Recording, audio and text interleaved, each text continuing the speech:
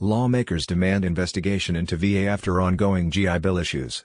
A bipartisan group of senators and one congressman has sent a letter demanding the Department of Veterans Affairs Inspector General investigate ongoing issues in paying student veterans the benefits they are owed under the Forever GI Bill.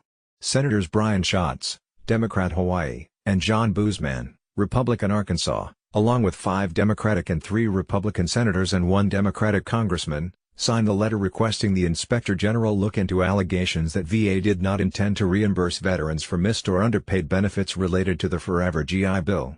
Schatz is the top Democrat and Boozman is the chairman of the Senate Appropriations Subcommittee on Veterans Affairs.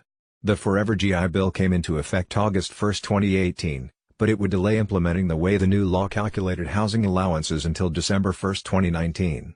In some cases, that could mean that some student veterans are receiving fewer dollars than they are owed under the Forever GI Bill because the federal agency decided it would use a different rate for calculating GI Bill recipients' housing benefits. That the VA privately told congressional staffers on Wednesday that they did not plan to repay some students who were paid less than they were due under the Forever GI Bill. That would mean that VA was not planning to comply with the law.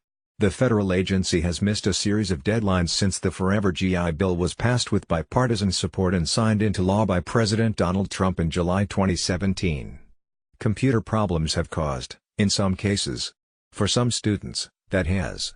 The lawmakers asked the Inspector General to investigate the following. Boozman said that he asked VA Secretary Robert Wilkie at a hearing in September about GI Bill underpayments, and Wilkie promised to resolve the issue.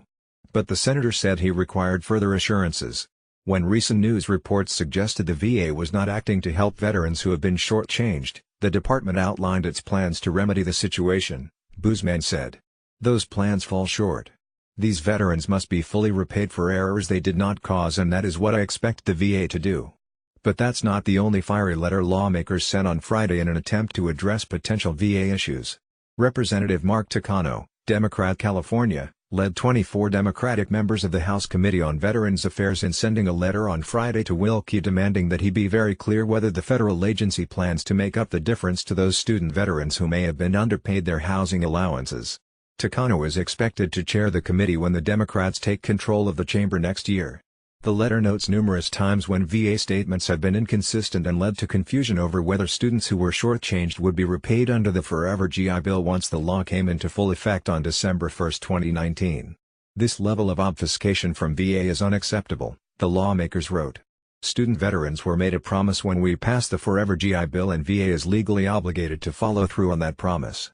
Members of the House Committee on Veterans Affairs have been very dissatisfied with the statements that came from Veterans Benefits Administration head Paul Lawrence, who said Thursday at a congressional hearing that auditing all the education claims that were made prior to December 2019 could be a tremendous amount of activity for no gain. In the letter released Friday, Democratic members said they wanted to ensure that students would receive all the money they are owed in all cases. The letter from House Democrats said that VA held a call with congressional staff during which VA stated that it will be overly burdensome to recalculate Forever GI Bill housing payments. The letter added that for this reason, VA said on the call that it does not plan on retroactively correcting any underpayments that were caused by the delayed implementation of the Forever GI Bill. The letter requested that Wilkie provide clear answers to their questions, many of which were similar to those asked in Schatz and Boozman's letter.